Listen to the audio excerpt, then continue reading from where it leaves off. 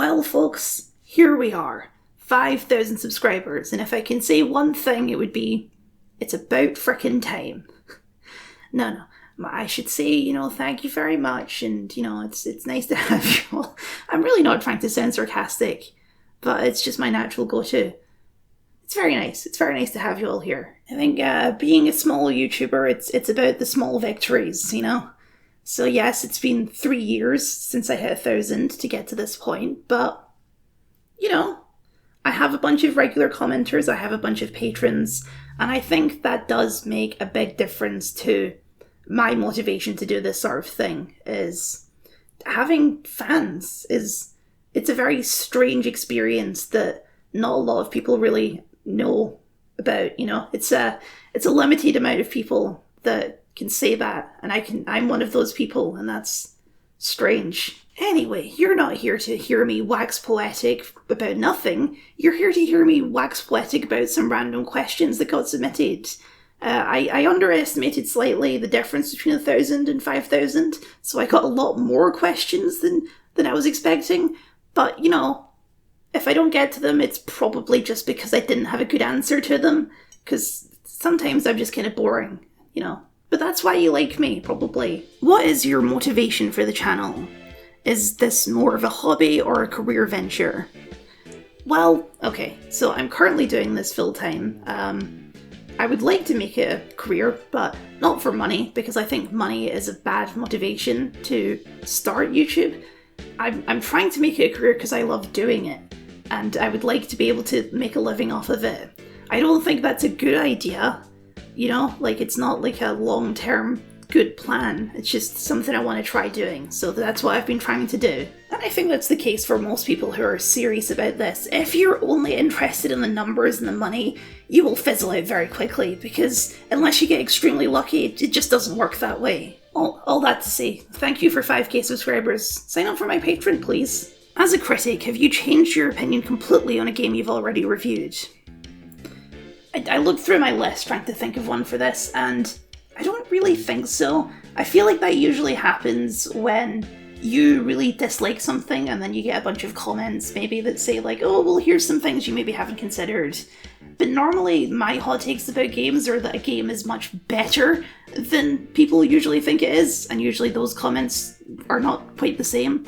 So, in terms of opinion changing, the closest I've maybe got is Starfield, because I was one of the few people who was kind of positive on Starfield when it came out, but since then I have not touched it since. I've barely thought about it. I haven't gotten any of the DLC. They've added 2 DLC expansions to Starfield, did you know that? It hasn't captured my interest at all, so maybe I was too generous to Starfield when it came out. Is there any topic that you wish to get into, but you'd have to do a lot of reading and research, and you fear you could not justify doing so? I have a particular video idea which I've thought about for a long time, and it's kind of come up in the background of other videos, and it's Japan and Asian media in general and white fascism and how those things relate, because that's weird, right? Why is I don't know if this is still a thing. It was a thing a few years ago where a bunch of Nazis on Twitter had anime girl waifu things on their profile pictures. And that's odd, isn't it? And it's something that I know there's a video in there somewhere, but it would require so much research and understanding and cultural examination of Japan that I don't have the time and not really the skill set to do that justice, so that one will probably always just live as an idea in my head of that's probably a good video, but I don't know if I can make it. What's the strangest experience you've had? I struggled with this one as well, because I don't do much stuff. I mostly sit in my room and play games and write about games. So I can think of a strange thing that happened to me last year, which was I was in Montreal with my friend Nathan. We were staying in a hotel, and it was after we'd been out, so we were just sitting in the hotel room. I was playing Citizen Sleeper 2 on my laptop, and I started to hear background voices, really, really quiet background voices in my headphones. And at first I assumed it was part of the soundscape of the game, because I was like on a space station, so I was like, oh, it must be like background chatter.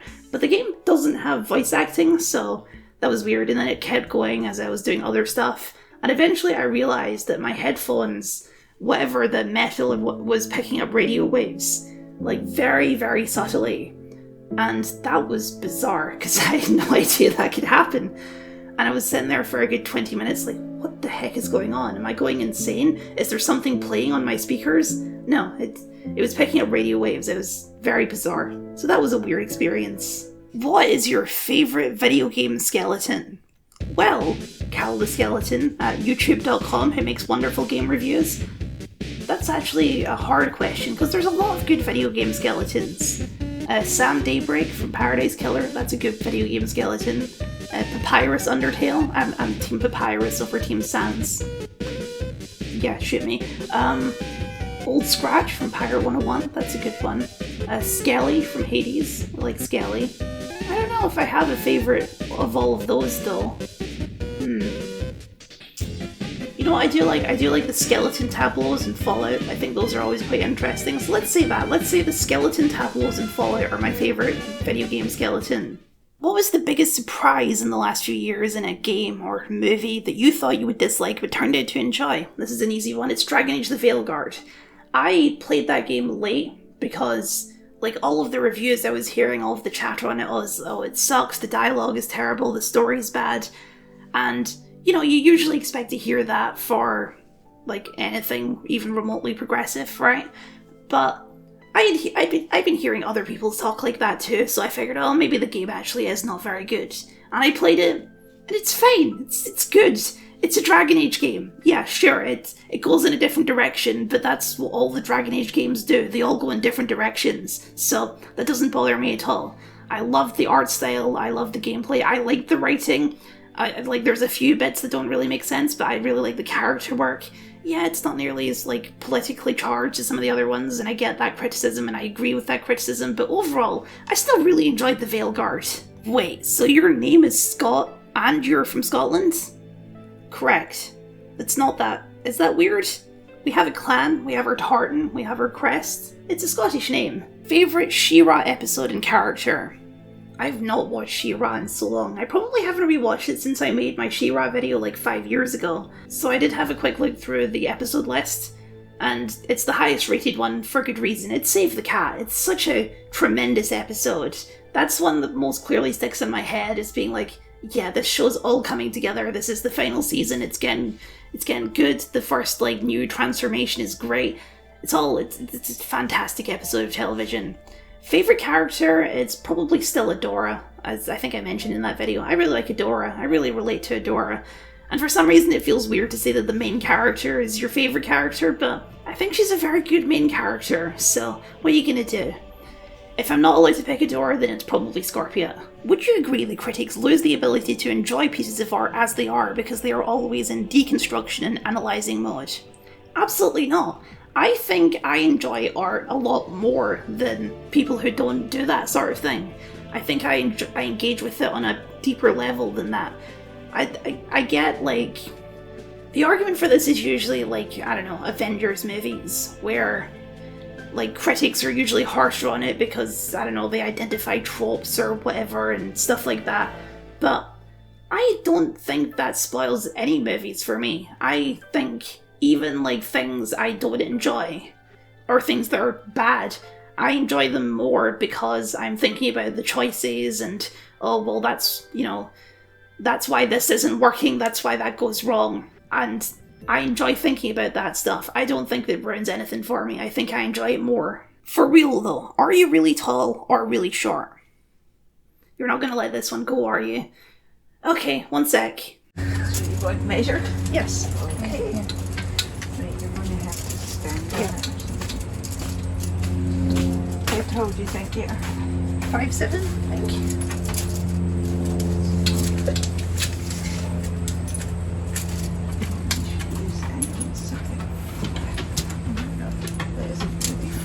It's on the fence. The fence is flat. The fence is flat.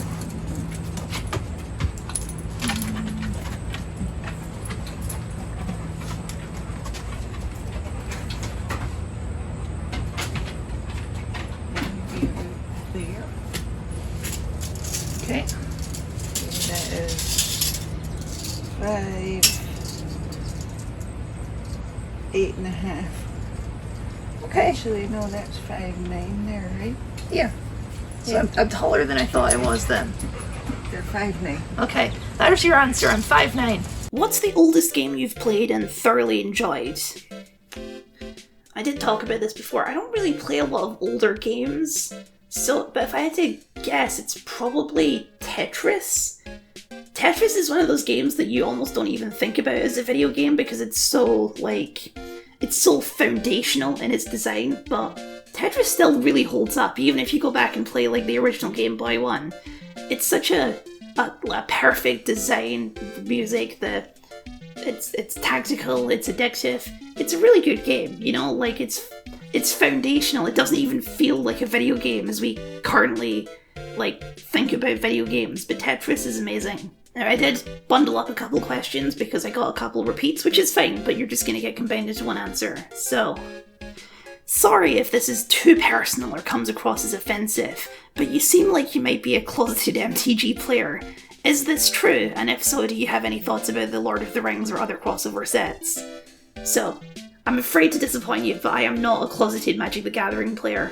I did actually study Magic the Gathering when I was doing my game design course, because it was like a project for game design was to try and create Magic cards and sort of match the rules based on fictional characters, and this was based on crossover characters. And I think this was before they started actually doing crossovers, because our team, we were matched into teams, was to do Avengers characters, so like Captain America, Thor, Iron Man. I think a couple of villains like Ultron and Loki were in there as well. And I never actually looked up to see how close I got, because I think we did a Marvel set. I should do that. I'll maybe do that later. But yeah, no, I'm afraid I don't play Magic, much to the disappointment of my brother, who's a big Magic the Gathering fan. But I'm afraid. I do like the crossover sets though, just because we get a bunch of really cool art. Like when the Assassin's Creed one came out, there's just a huge pile of like cool new Assassin's Creed art. There's a Star Trek one that's either coming out or out now, which has a bunch of cool Star Trek art. It's all fun stuff, which you can enjoy without, engaging with the actual card mechanics. What's the most interesting part of history for you, and would it make a good Assassin's Creed game? So, the problem with this question is a lot of my introduction to cool historical periods is Assassin's Creed. I didn't know much about ancient Greece before Assassin's Creed Odyssey came out, but now I'm really interested in ancient Greece because of Assassin's Creed Odyssey, and that's a usual, way that I do history. Now, I know it's probably expected for me to say something like the Scottish Wars for Independence, but, it would just be green fields, and it would be the same as Assassin's Creed Valhalla, gameplay-wise. I don't really see the appeal, other than, national pride. So I think it probably is the Old West, and, the Old West, historically, and the Old West as it's portrayed in movies and games is not the same thing. But I still think an Assassin's Creed Western would go really good. Obviously, I talked about that in the Black Flag Resync video, and their cancelled one, which will heartbreak me to this day, because that probably would have been one of my dream Assassin's Creed games. If I recall correctly, you've mentioned going to school for game design. Are there any games you've worked on from school, or concepts for games that you've thought Are there any concepts for games that you've thought or concepts for games that you've thought of that you would be willing to share? So, I can share my thesis project, which is still public on itch. I'll pop a link somewhere, I think. But basically, the core idea is called Billy Franklin's Adventure, and you played as the son of Benjamin Franklin, and you control lightning, because you have the key with the kite on it. You have the kite with the key attached to it, and you would use lightning to solve puzzles and defeat ghosts. So it's a weird premise for me that it came about through a game jam earlier in the course, where the theme was Bolt, and we did Lightning Bolt. And rather than come up with a new project, I just took that one, which we'd already worked on a little bit, and made that my thesis project just to keep things easier. So that was one of those games that, like, it's not really, like, the idea I would have come up with on my own. It's just an idea that kind of sprawled out naturally, and we just kept going with it. But, you know, it came out alright. It's not a full game, it's mostly just a proof of concept. It's only about 10 minutes to beat it. And we went all in on, like, atmosphere, as opposed to some of the other people who went more in on, like, puzzle design. There was a couple of multiplayer games. We went all in on atmosphere, and I think it came out pretty good. I'm quite happy with it. The one game I was considering making myself, but then sort of just gave up on because I didn't have the programming talent for it, and also I focused on YouTube instead of game design, that's a whole other thing, was a game called Home in Order, which would have been a sort of time travel based game where you would be exploring this house, and the house is fractured into 3 different time periods, and that would be used as a vehicle to explore, like, the different time periods of who's living there and what their life has been like, and basically sort of based on the idea of, like, if walls could talk, and the history of a house over, like, 100 years, as different families and different people and different things, you know, redecorate it or add things to it or shape the house in their own unique ways and add to this growing history. That was the rough idea. I hadn't figured out all the details yet, but maybe I'll still make that one day if I have a bunch of free time. Do you have any crazy hills you would die on? I do. I've actually considered making a video about this, probably for April Fools, but it's that shoelaces are incredibly outdated and we should all switch to Velcro. Velcro was invented in the 1940s, and it's just in every way superior to shoelaces. Like, what are we doing? It's simpler. It's simpler. You know, shoelaces are a pain in the ass. They always come undone. You have to redo them every time. Velcro, it's a wondrous technology, and the only reason we don't do it is because it's considered, like, childish for adults to wear Velcro. And this is ridiculous. Adults should be allowed to wear Velcro just because shoelaces are bad. That's my crazy hill. I will die on it. Shoelaces are outdated and bad, and we should all switch to Velcro. Assassin's Creed tier list?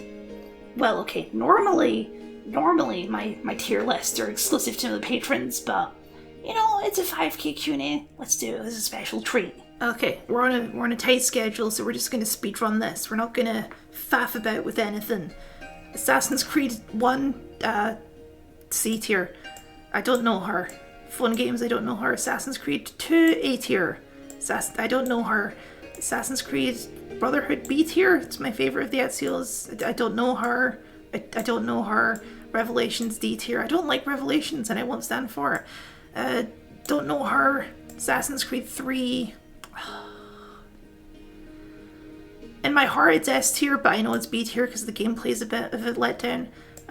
Liberation is A tier. Yeah, sure. Liberation is equal to Assassin's Creed 2, that's fine. Black Flag is S tier, obviously. I don't know her. Freedom Cry also S tier. Rogue.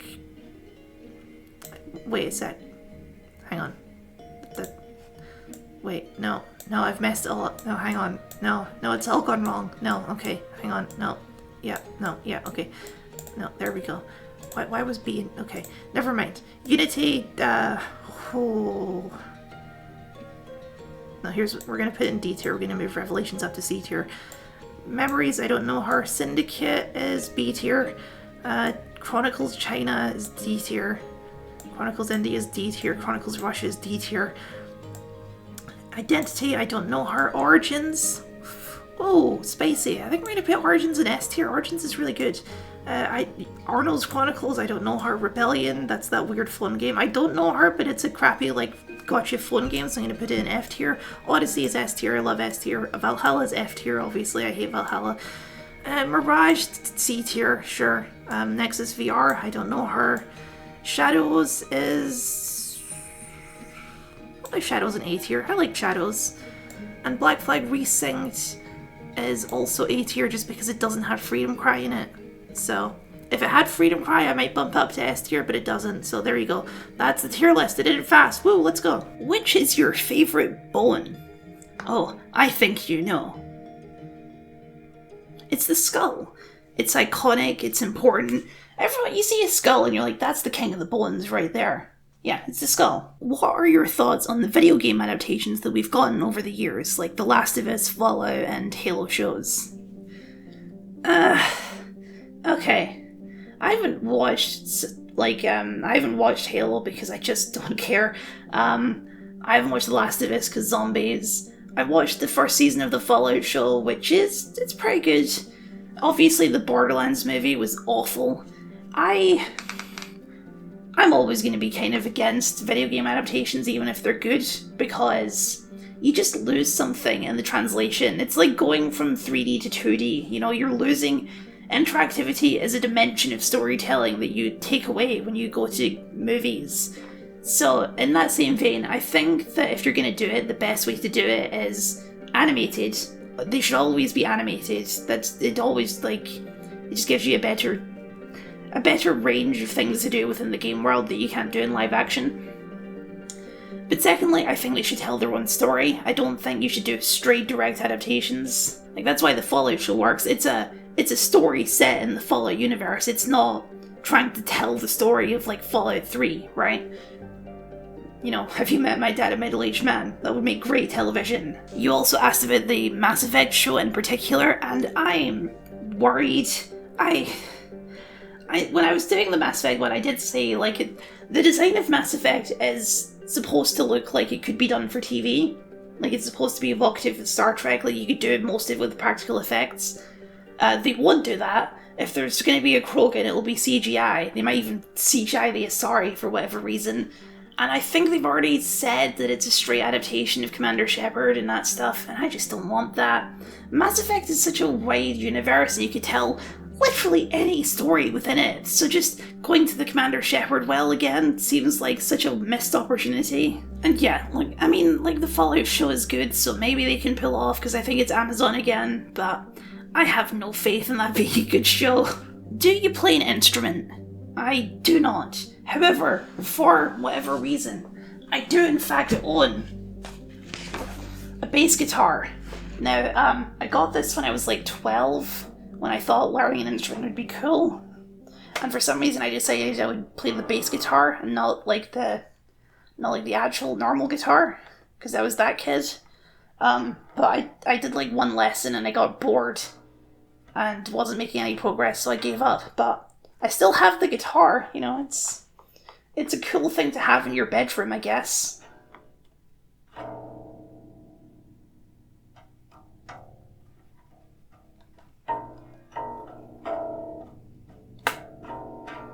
This is playing the guitar, right? Favorite OSP video? It's an out there one, but I recently rewatched Red's Eclipse vlog, the Total Eclipse. It's just a very nice video. It's very it's informative about what it is, but it really captures a moment, because I was also there. I was in the same line for that Total Eclipse, because it actually crossed right over our house. We were in that range, and it was one of the most weird and surreal things I've ever seen. If you've never seen a Total Eclipse before, you should absolutely make a point of seeing one next time you can, because it's so bizarre, seeing the sky just go dark in the middle of the day. And because it was in our neighborhood, everyone was out in their back garden, and it was cheers all around the neighborhood. It was such a strange experience, but it's one of those things that'll stick with you forever, and I think the video really captures that. Why no talk old games?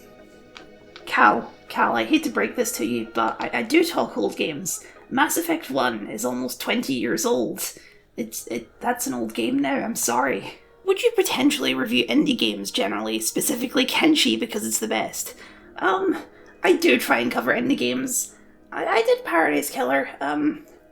I think, for whatever reason, I prefer to cover indie games video essay style, where you focus on a specific point, rather than just covering them as a review. I don't really know why. I feel like, generally, if I want to talk about an indie game, it's because it's inspired something more specific than just a general conversation.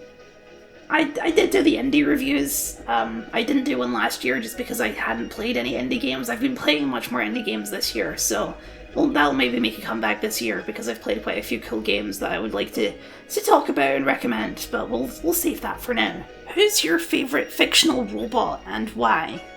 Well, okay, if we're counting Data, then it's obviously Data. Data's a great character. I love Data. He's funny, he's emotionally resonant, he always saves the day. Data's lovely. If we don't count Data because he's an android and not a robot, and maybe you think there's a distinction there, then it's BB-8, because I just love that little guy. I know the sequel movies have their problems, but none of those problems have to do with BB-8. I love this design so much, he's adorable. I love it when he does the thumbs up with the lighter, that's amazing, that's iconic. Yeah, we should have more BB-8. I don't care about Finn and Poe and Ray and all those guys, give me another BB-8 movie. What show would you advocate would benefit from filler? This is an interesting one, because my core answer there is all of them. Especially modern shows. My biggest problem with modern shows is they're all too short. Like modern Star Trek is probably the one I'll go with, like Strange New Worlds. Star Trek used to be like 24 to 26 episodes a season, and yeah, not all of those episodes were winners, some of them you would absolutely class as filler, but filler is really useful for just spending time with characters and getting to know them better, and maybe pairing up some characters that don't normally, go together to see what that dynamic is like. I think filler serves a very important narrative purpose that we've kind of lost as seasons of television have gotten shorter and more focused. I think filler serves an important purpose in a TV show of just getting to know the characters better and spending time with them, because that's kind of part of what you want in a TV show in the first place. So if you want a specific answer, I will say Star Trek Strange New Worlds needs double the episodes, and I don't care if half of them are filler, it's fine. It seems like horror games are a prominent niche on YouTube, and there's a large saturation of both videos and an audience to consume them. They also often pertain to topics that you seem to enjoy discussing, like feminism and organised power structures, but I don't believe you've covered many horror games. What's up with that? Well, short answer to a long question. I'm a scaredy cat and I don't like horror. That's it. There's absolutely a lot of that stuff in horror games that would be interesting to talk about, but I'd have to play horror games and I don't like being scared, so that's why I don't cover horror. What was your favourite cartoon or animated series growing up? Naruto, Avatar, Phineas and Ferb. SpongeBob, probably? Those are probably the big four. What's your favourite type of vampire? Also, what's your favourite vampire game, if any? Type of vampire, I'm a big fan of a classic Dracula. I like my vampires more magical than scientific, by which I mean, I love the silly rules, that a vampire can't come in unless it's been invited in. I love that stuff. I think that even the most hardcore vampire stuff should use that, because it's such a silly rule. Or the one where they have to count every single grain of rice if you spill a bag, or something like that. Stuff like that makes it, more kind of whimsical is the sort of vampire stuff I enjoy. Vampire games? I think the only game I can think of where I actually played a vampire is Skyrim. Skyrim, specifically the Dawnguard DLC, where you get a bunch of cool vampire abilities. So that's kind of fun. I enjoy that, and you can turn the world into an apocalyptic hellscape where you shoot arrows at the moon or the sun so that you can go out in the sun or something like that. It's been a while, but yeah, probably Skyrim, I guess. Any chances of a review or analysis of Clair Obscur? Okay, so I played the first couple hours of Clair Obscur when it was on Game Pass, and I didn't get into it. And it's one of those games, and everyone has games like this where you can play it and you can see it and go, this is a masterpiece, obviously. But I personally, I'm just not enjoying it at the moment. I couldn't get into the combat. I just wasn't in the mood for all this kind of dreamscape surreal storytelling. I was in the mood for something more concrete. It's entirely possible that I'll go back to it one day and enjoy it a lot more. But based on what I played of it at the time, I was I'm not that fussed. I'll let other people enjoy this. So I'm not saying it's bad. It's clearly not bad. At the time I played it, it wasn't really clicking with me particularly. I've never really vibed with turn-based combat. Would you agree that art is always performative, meaning that art is only created the moment you consume it? In that spirit, what do you think of playing games in an unintended way, such as speedrunning?